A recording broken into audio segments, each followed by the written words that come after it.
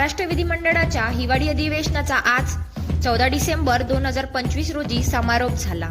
नागपूर येथे 8 डिसेंबर पासून सुरू झालेल्या या अधिवेशनाच्या शेवटच्या दिवशीच्या प्रमुख घडामोडी, मुख्यमंत्र्याचे विरोधकांवर प्रश्नोत्तर।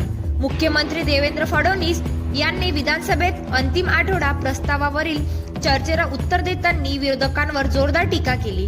त्यांनी महाराष्ट्राला $1 ट्रिलियन अर्थव्यवस्था बनवण्याचे विजन मांडले आणि लाडकी बहीण योजना सुरू ठेवण्यावर ठाम भूमिका व्यक्त केली। कायदे संमत अधिवेशनाच्या शेवटच्या दिवशी दोन्ही सभागृहांमध्ये काही महत्त्वाच्या विधेयके मंजूर करण्यात आली।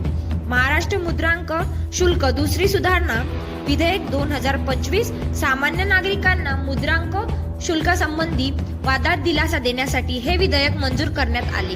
यानुसार नागरिक उच्च न्यायालयात जाण्याऐवजी थेट राज्य सरकारकडे अपील करू शकतात। मोफा कायद्यात सुधारणा, फ्लॅट मालक आणि गृहनिर्माण संस्थांचे हितसंबंध जाणण्यासाठी आणि विकसकांकडून होणाऱ्या काही प्रकारांना आळा घालण्यासाठी महाराष्ट्र ओनरशिप फ्लॅट्स कायद्यात 1967 दुरुस्त्या मंजूर करण्यात आल्या।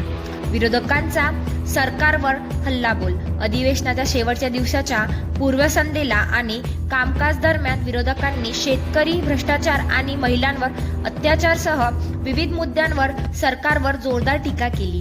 काँग्रेसचे नेते विजय वडेट्टीवार यांनी हे अधिवेशन केवळ निवडणूक जुलमा असल्याचे म्हटले आहे।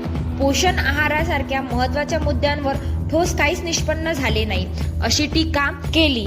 संघांच्या बौद्धिकांचे आयोजन, अधिवेशनाच्या शेवटच्या दिवशी राष्ट्रीय स्वयंसेवक संघाच्या RSS वतीने बौद्धिक सत्राचे आयोजन करण्यात आले होते, ज्याला भाजप आणि शिवसेनेचे मंत्री, आमदार उपस्थित होते।